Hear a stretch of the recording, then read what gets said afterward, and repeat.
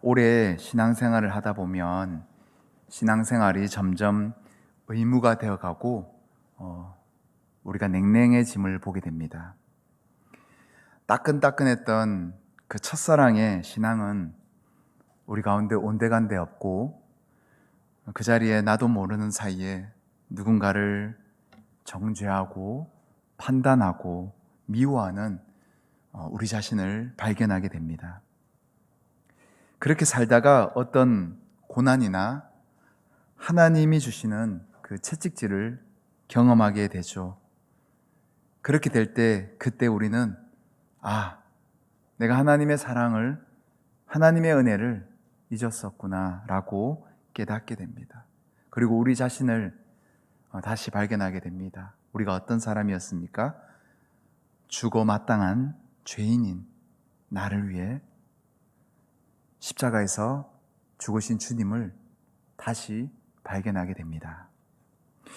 하나님께서 우리에게 궁극적으로 원하시는 신앙의 모습은 어떤 모습일까요? 오늘 본문은 바로 그것을 말씀해 주고 있습니다. 우리 다시 한 번 더 7절에서 8절 말씀을 함께 읽도록 하겠습니다. 사랑하는 자들아, 우리가 서로 사랑하자. 사랑은 하나님께 속한 것이니 사랑하는 자마다 하나님으로부터 나서 하나님을 알고, 사랑하지 아니하는 자는 하나님을 알지 못하니 이는 하나님은 사랑이심이라. 아멘. 우리가 예배 생활, 또 말씀 생활, 또 기도 생활을 많이 하고 있잖아요. 근데 그때뿐이고 우리의 삶 속에서 여러분 어떻습니까? 우리의 삶의 자리까지 그 생활이 이어지고 있습니까?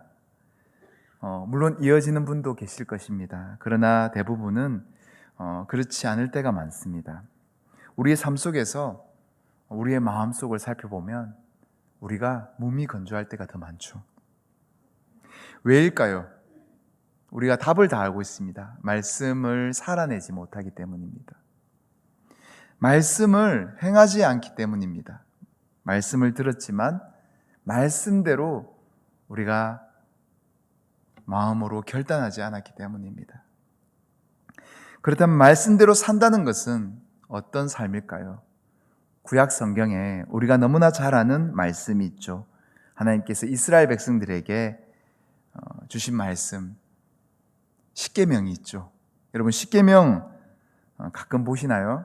성경책 맨 뒤에 십계명이 있잖아요.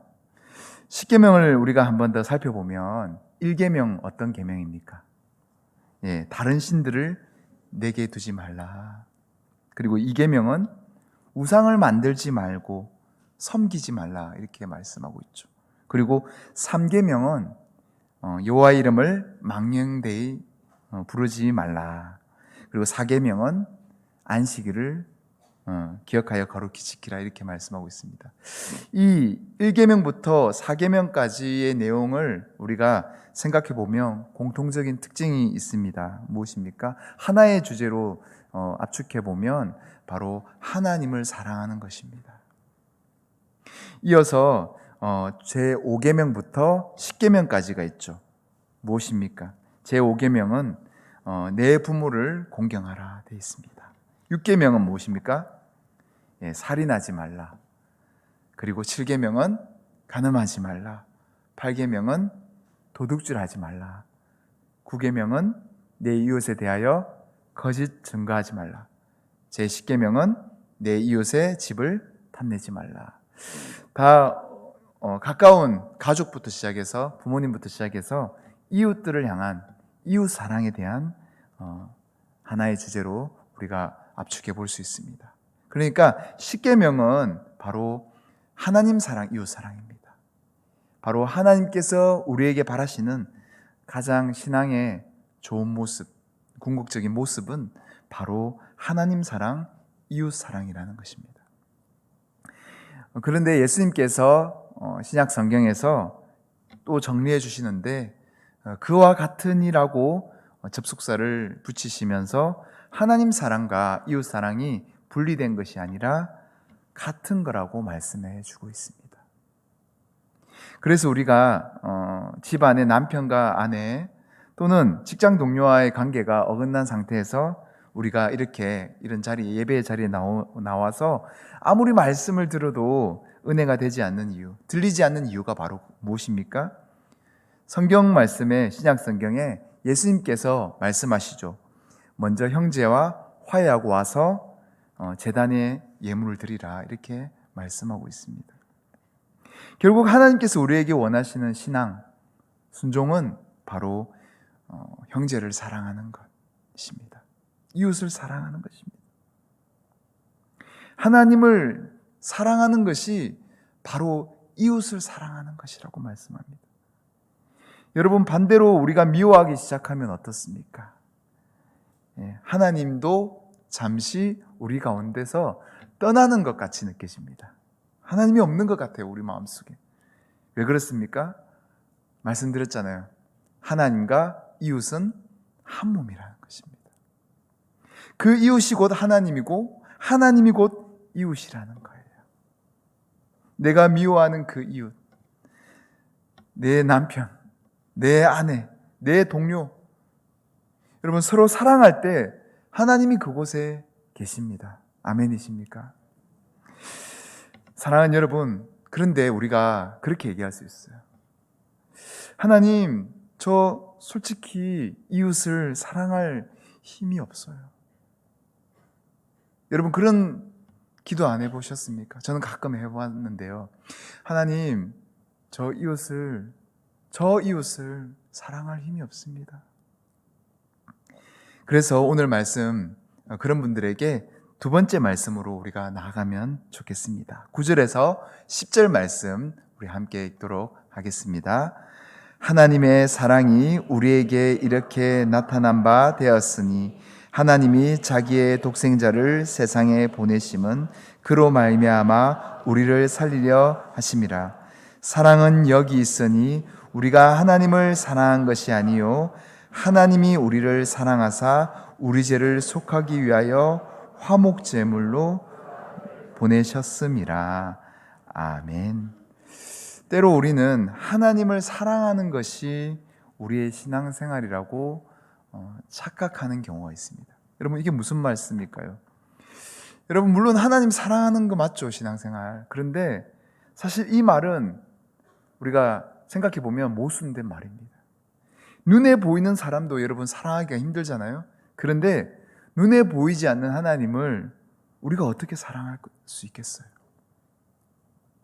그래서 오늘 10절 말씀은 다시 보시면 이렇게 말씀하죠. 사랑은 여기 있으니 우리가 하나님을 사랑한 것이 아니요 하나님이 우리를 사랑하사 우리 죄를 속하기 위하여 화목제물로 그 아들을 보내셨습니다.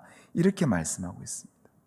결국 하나님을 사랑하라는 말씀은 하나님이 이미 주신 그 사랑을 믿으라는 거예요. 십자가의 사랑을 믿으라. 십자가의 은혜를 믿으라. 여러분, 신앙의 공식이 있습니다. 무엇입니까? 예수 그리스도를 보내신 하나님의 사랑을 믿음으로 고백하면 누가 오십니까? 우리 가운데 누가 역사하세요? 성령이 그 사람 가운데 역사하십니다. 그래서 하나님을, 예수님을 누구라고 고백합니까? 주님이라고 고백하고, 또 하나님을 아버지라고 고백하고, 또 기도할 때 아멘이라고 고백하게 되는 것입니다. 이 고백들은 다 우리가 예수 그리스도를 구주로 믿고자 하는 자에게 임하시는 성령의 고백, 성령의 역사라는 것입니다. 이게 바로 신앙의 공식입니다. 이렇게 임하신 성령님께서는 우리로 하여금 말할 수 없는 탄식으로 날마다 간구하십니다. 어떻게요? 하나님을 사랑하고 또 이웃을 사랑하라고 우리 안에서 계속해서 간구하십니다. 계속해서 말씀을 사모하는 영을 주시고 또 찬양을 고백하게 합니다. 이웃을 때로는 원수까지 품는 마음을 주세요. 이것이 바로 우리 안에 거하시는 성령이 하시는 일입니다. 여러분, 예수 믿는 사람들 특히 어떻습니까? 누군가를 미워하면요, 성령이 여러분 마음속에 무엇을 주십니까? 다들 경험해 보셨을 거예요. 무엇을 주십니까? 선한 근심을 주십니다. 근심. 미워하면 안 돼. 그것부터 빨리 해결해. 다른 거 다 필요 없고 그것부터 빨리 해결해야 돼. 제 안에 누군가를 미워하고 정죄하고 판단하고 원수 맺는 마음, 그 마음 가지고 우리가 아무리 신앙생활해도 제자리 걸음이에요. 전진이 안 돼요. 왜? 성령께서 싫어하시기 때문에 그렇습니다. 그래서 올 스톱하고 그것부터 해결해 라고 우리 안에 선한 근심을 주십니다. 바로 성령께서 우리 안에 계시다는 증거입니다. 하나님을 사랑하는 것, 그 십자가를 기억하는 것, 그것이 바로 성령께서 하시는 일입니다. 우리 주님께서는 우리 가운데 복음을 주셨어요. 복음. 우리 예수님께서 십자가에서 죽으신 그 일, 3일 만에 부활하신 그 일, 다시 오시리라 하신 그 일, 그 일이 바로 복음입니다. 그 복음을 우리가 믿고 고백할 때 누가 오신다고요? 성령이 오십니다. 그리고 성령께서 우리에게 하시는 일은 무엇이라고요? 하나님을 사랑하고 이웃을 사랑하게 하는 거예요. 여러분, 이것이 말씀을 살아내는 거예요. 여러분, 말씀대로 살아라는데 말씀대로 살아라는 게 무엇입니까? 말씀대로 살아가는 게 그 말씀에 적혀 있으니까 이웃을 정죄하는 것이에요? 판단하는 것이에요? 아닙니다. 성경 말씀을 하나로 압축하면 예수 그리스도를 보내신 하나님의 사랑입니다. 그 사랑을 배제하고 나서는 말씀을 행한다는 것이라고 말할 수 없어요. 결국은 하나님께서 궁극적으로 원하시는 말씀의 순종은 사랑이라는 거예요. 여러분 마음속에 사랑이 있으십니까? 혹이 없으시면 주님 앞에 엎드려야 됩니다. 그 사랑을 구해야 됩니다. 그것이 바로 우리의 신앙의 출발이에요. 제가 이전에 중등부 사역을 3년 동안 한 적이 있습니다. 중등부. 처음 1년을 했어요. 물론 그전에는 이제 중고등부도 했지만 오롯이 중등부만 한 사역은 그때가 처음이었습니다. 그때 당시, 요즘엔 그런 용어를 안 쓰는데 그 당시는 어떤 용어를 쓰냐면 중등부 아이들을 두고 좀비란 용어를 썼습니다. 들어보셨습니까? 좀비. 좀비 같은 중등부 아이들. 사역하는 것이 너무 힘들다고 느꼈었어요. 정말 연말이 될 무렵에, 지금 딱 이 무렵이죠. 주님, 정말 기도 많이 했습니다. 주님께서 이제 우리 교육부서 이제 사역자들은 이맘때쯤 되면 내년, 물론 그 전에 이제 이미 기도 가운데 받으신 분도 있지만 내년도 표를 생각해 봅니다. 내년도 한 해를 그렇게 목회를 할 말씀을 받고, 표 말씀을 받고 표를 한번 생각해 봅니다. 하나님께 기도했어요. 그래서 하나님께서 오늘 본문에 그 아래쪽에 보면 19절 말씀이 있습니다. 19절 말씀에 뭐라고 말씀하고 있습니까? 우리가 사랑함은 그가 먼저 우리를 사랑하셨습니다. 이 말씀이 제 가슴 속에 꽂히면서 맞아. 내 얄팍한 사랑으로 그 아이들을, 좀비 같은 아이들을 사랑하려고 하니까 안 되지, 당연히. 그런데 이 말씀을 받으면서 다시 주님 앞에 깊이 엎드렸습니다. 주님, 제 힘으로는 아무것도 할 수 없습니다. 주님, 주님의 사랑을 저에게 주세요. 이 아이들을 품을 수 있는 마음을 주세요. 십자가로 다시 돌아가라, 원점으로 돌아가라, 그렇게 말씀하시는 거예요. 그래서 그 사랑을 받아서 기쁨으로 감당했던 기억이 있습니다. 여러분, 왼수 같은 남편이라고 하잖아요. 왼수, 저 왼수. 그리고 괴롭히는 직장 상사 있죠. 너무 싫어서 그만둬야 되나? 그 외에 나를 힘들게 하는 사람들이 있습니다. 꼭 한 명씩은 있어요. 어딜 가나. 정말 사랑하기 힘들죠. 다시 주님의 십자가 앞에 나아가야 됩니다. 여러분, 그런 사람이 내 주변에 있다는 것은 축복입니다. 겸손히 주님 앞에, 십자가 앞에 나아갈 수 있는 총매 역할을 하는 거예요. 그 십자가 앞에 무릎을 꿇으라는 그런 메시지입니다. 내가 어떤 사랑을 받았는지 다시 원점으로 돌아가서 겸손히 십자가 앞에 엎드리는 거예요. 그러면 다시 주님께서 어떤 마음을 주십니까? 용서하는 마음을 주세요. 넉넉히 사랑할 수 있는 힘을 주십니다. 그 힘을 받고 우리가 다시금 사랑하는 믿음 되어야 될 줄 믿습니다. 이어서 우리가 11절에서 13절 말씀 우리 함께 읽도록 하겠습니다. 사랑하는 자들아, 하나님이 이같이 우리를 사랑하셨은즉 우리도 서로 사랑하는 것이 마땅하도다. 어느 때나 하나님을 본 사람이 없으되 만일 우리가 서로 사랑하면 하나님이 우리 안에 거하시고 그의 사랑이 우리 안에 온전히 이루어지느니라. 그의 성령을 우리에게 주심으로 우리가 그 안에 거하고 그가 우리 안에 거하시는 줄을 아느니라. 아멘. 처음에 말씀드렸던 바로 서로 사랑할 때 하나님의 사랑이 우리 안에 거한다 말씀입니다. 반복되고 있습니다. 그런데 우리가 주목해야 될 말씀은 끝부분에 그의 사랑이 우리 안에 온전히 이루어지느니라 말씀입니다. 여러분, 초대교회 어떤 교회였을까요? 사도행전 2장 말씀 끝부분을 보시면 날마다 마음을 같이 하고 라고 말씀하고 있고, 성전에 모이기를 힘쓰고 또 서로 물건을 통용하고 재산과 소유를 필요에 따라 나누었다고 그렇게 말씀하고 있습니다. 그리고 초대교회 성도들은 전도할 때 이렇게 전도했다고 합니다. 그리스도인들처럼 서로 사랑하는 사람들을 본 적이 있나요? 라고 그렇게 전도했답니다. 여러분, 어떤 모습인지 상상이 가나요? 정말 사랑으로 똘똘 뭉친, 정말 지금의 교회보다 너무 작은 규모였잖아요. 초대교회 성도들은 아주 작은 규모였습니다. 그러나 저들이 사랑의 향기로 가득한 거예요. 그리스도의 향기로 가득한 거예요. 향기가 가득히 있는 저들의 모습 가운데 사랑이 그냥 절로 그냥 이웃들에게 세상에 빛과 소금이 되어진 것이죠.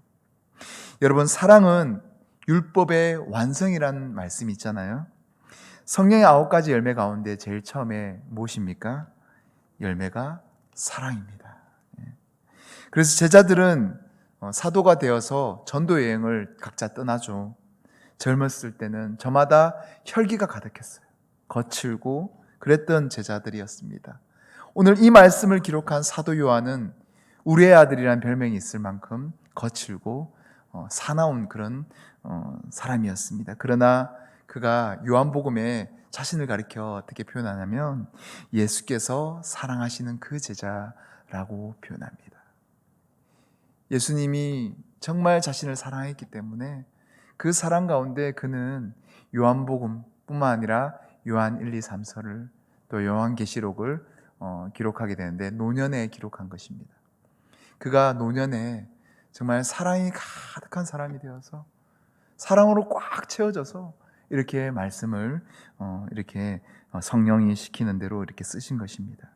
또 베드로가 있죠. 베드로가 정말 말고의 길을 자를 만큼 거칠었던 베드로가 정말 사랑의 사도로 변합니다. 그래서 베드로전서 말씀 4장 7절에서 8절 말씀 보면 8절 말씀에 무엇보다 서로 뜨겁게 사랑하라 이렇게 말씀하고 있어요.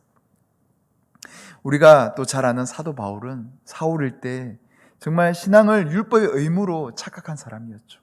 그래서 그 의무로 생각하고 그리스도인들을 박해하는 데 가장 앞장섰던 인물이었습니다.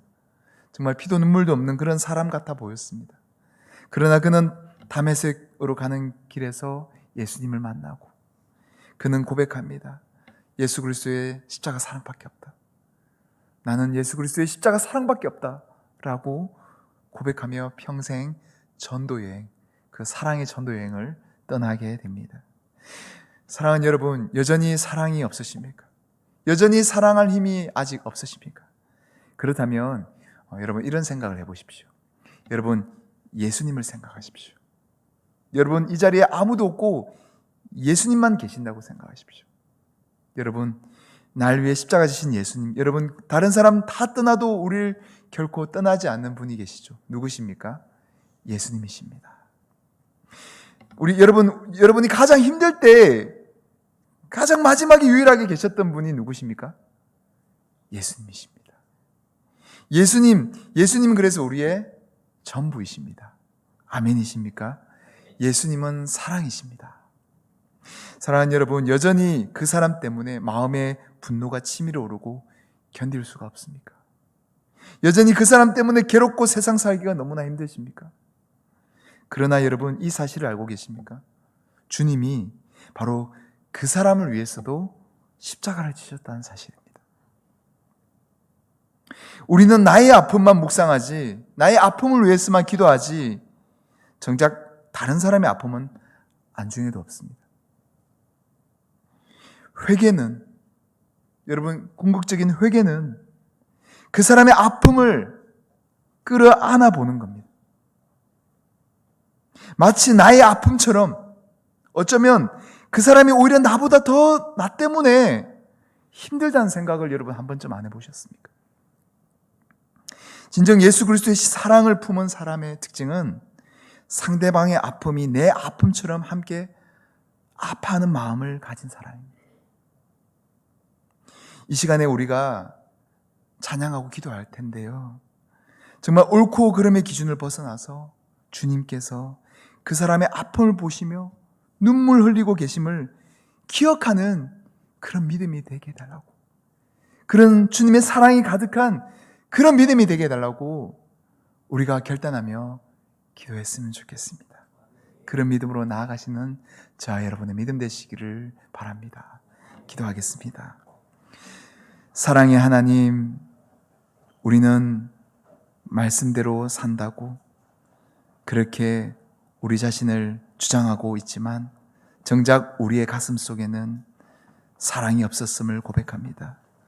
메마르고 남을 판단하고 정죄하고 미워하고 내가 옳다라고 여기며 내가 잘한다고 여기며 그렇게 착각하며 신앙생활을 했었습니다. 그러나 정작 우리의 가슴 속에는, 우리의 마음 속에는 주님이 없었습니다. 주님은 사랑이신데 우리가 사랑이 없었기 때문입니다. 주님, 이 시간에 우리가 기도하며 찬양하며 나아갈 때 사랑이신 예수님, 주님, 우리 각자의 가슴 속에 들어와 주시옵소서. 그로 말미암아 우리가 미워했던 자들을 용서하며 주님의 마음을 품고 그렇게 결단하며 나아가는 사랑의 믿음이 되게 하여 주옵소서. 거룩하신 예수 그리스도의 이름으로 기도드립니다. 아멘.